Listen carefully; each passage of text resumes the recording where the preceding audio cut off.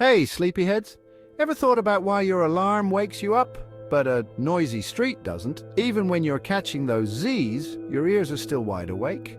Yep, your brain has this super cool filtering mechanism. It's like having a bouncer at the door of your dreams, letting in only the VIP sounds. That's why you snooze through fan noise or distant traffic. They're like background music for your brain, but important or unusual sounds, like your alarm or someone calling your name. Those are the VIPs that get in and wake you up. So next time you sleep through a storm, but wake up to your alarm, thank your brain's sound bouncer. Sweet dreams, noise ninjas.